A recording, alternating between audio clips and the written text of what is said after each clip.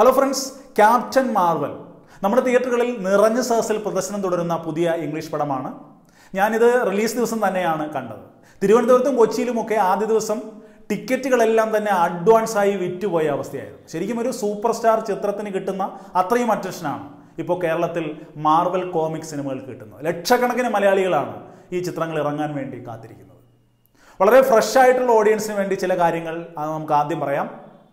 Captain Marvel ഒരു American superhero ഫിലിമാണ്. ലോകപ്രസിദ്ധമായ മാർവൽ കോമിക് കഥകളിലെ ക്വാറൽ ഡെൻവേഴ്സ് എന്ന കഥാപാത്രത്തിൻ്റെ കഥയാണ് ഈ ചിത്രം വിവരിക്കുന്നത്. മാത്രമല്ല, ഇത് മാർവൽ സിനിമാറ്റിക് യൂണിവേഴ്സ് MCUവിൻ്റെ 21st ഇൻസ്റ്റാൾമെൻ്റ് ആണ്. 21ാമത്തെ സിനിമയാണ് ക്യാപ്റ്റൻ മാർവൽ. മറ്റു മാർവൽ സിനിമകളുമായി താരതമ്യം ചെയ്യുമ്പോൾ ചില പ്രത്യേകതകൾ ഈ സിനിമയ്ക്ക് തീർച്ചയായും അവകാശപ്പെടാം. അതിൽ ഏറ്റവും പ്രധാനപ്പെട്ടത് മാർവൽ സിനിമാറ്റിക് യൂണിവേഴ്സ് സീരീസിൽ വരുന്ന സിനിമകളിൽ ആദ്യത്തെ ഫീമെയിൽ ലെഡ് സൂപ്പർ ഹീറോ ചിത്രമാണ് ഇത്. ക്യാപ്റ്റൻ മാർവൽ ഒരു സ്ത്രീയാണ്. അമേരിക്കൻ എയർഫോഴ്സിൽ പൈലറ്റായിരുന്ന ക്വാറൽ ഡെൻവേഴ്സ് എന്ന പെൺകുട്ടി എങ്ങനെയാണ് ഈ പ്രപഞ്ചത്തിലെ തന്നെ ഏറ്റവും പവർഫുള്ളായ സൂപ്പർ ഹീറോകളിൽ ഒരാളായ ക്യാപ്റ്റൻ മാർവലായി മാറുന്നത് എന്നാണ് ഈ സിനിമ നമ്മളോട് പറയുന്നത്. ചിത്രത്തിലെ കേന്ദ്ര കഥാപാത്രമായ ക്യാപ്റ്റൻ മാർവലിനെ അവതരിപ്പിച്ചിരിക്കുന്നത് അമേരിക്കൻ നടിയും സംവിധായകയുമൊക്കെയായ ബ്രീ ലാർസനാണ്. ബ്രീ ലാർസൺ ചില്ലറ കക്ഷിയൊന്നുമല്ല. 2016 റൂം എന്ന ചിത്രത്തിലെ അഭിനയത്തിന് മികച്ച നടിക്കുള്ള ഓസ്കാർ പുരസ്കാരവും ഗോൾഡൻ ഗ്ലോബും ഒക്കെ നേടിയ അഭിനേത്രിയാണ്. ക്യാപ്റ്റൻ മാർവൽ എങ്ങനെയുണ്ട് എന്ന് ചോദിച്ചാൽ തീർച്ചയായും ഇൻട്രസ്റ്റിംഗ് മൂവിയാണ്. മാർവൽ സിനിമാറ്റിക് സീരീസ് പിന്തുടരുന്നവർ തീർച്ചയായും ഈ സിനിമ എത്രയും പെട്ടെന്ന് തന്നെ പോയി കാണുക. കാരണം അടുത്ത മാസം നമ്മളൊക്കെ കാത്തിരിക്കുന്ന അവഞ്ചേഴ്സ് എൻഡ് ഗെയിം എന്ന സിനിമ റിലീസാകാൻ പോവുകയാണ്. ഈ ചിത്രത്തിൽ ക്യാപ്റ്റൻ മാർവൽ വീണ്ടും വരുന്നുണ്ട്. അപ്പോൾ ക്യാപ്റ്റൻ മാർവലിൻ്റെ ഒരു തുടക്കം, ആവേശകരമായ തുടക്കം മനസ്സിലാക്കുന്നതിന് തീർച്ചയായും ക്യാപ്റ്റൻ മാർവൽ എന്ന ചിത്രം നമ്മളെ സഹായിക്കും. ഏലിയൻസും പ്ലാനറ്റുകൾ തമ്മിലുള്ള ഏറ്റുമുട്ടലും സീക്രട്ട് മിഷനുമൊക്കെയായി മികച്ചൊരു ദൃശ്യവിരുന്ന് തന്നെയാണ് ഈ സിനിമ നമുക്ക് സമ്മാനിക്കുന്നത്. വേഴ്സായും ക്വാറൽ ഡെൻവേഴ്സായും ക്യാപ്റ്റൻ മാർവലായും ഒക്കെ മികച്ച അഭിനയം കാഴ്ചവെച്ചിരിക്കുന്ന ബ്രീ ലാർസന്റെ പ്രകടനം ചിത്രത്തിൽ എടുത്തു പറയേണ്ടതാണ്.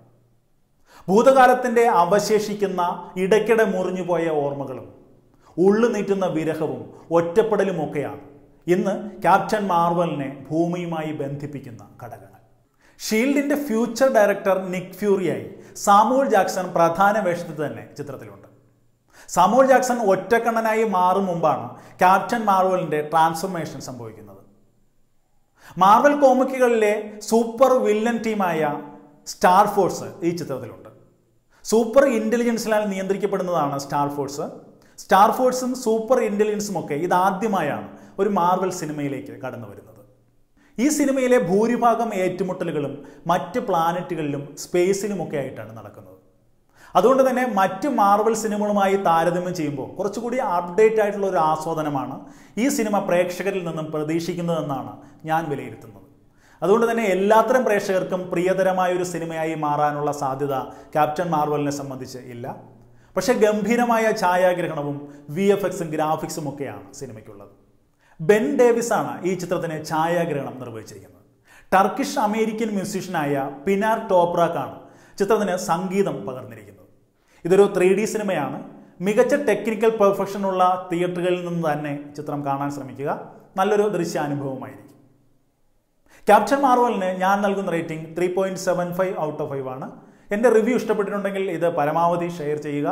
അഭിപ്രായങ്ങൾ തുറന്നെഴുതുക. ചാനൽ ഇനിയും സബ്സ്ക്രൈബ് ചെയ്തില്ലാത്തവർ ദയവായി ചാനൽ സബ്സ്ക്രൈബ് ചെയ്യുക. അപ്പോൾ മറ്റൊരു ചിത്രത്തിൻ്റെ റിവ്യൂവുമായി മറ്റൊരു സിനിമാ വിശേഷവുമായി ഉടൻ തന്നെ കാണാം. അതുവരെ ബൈ.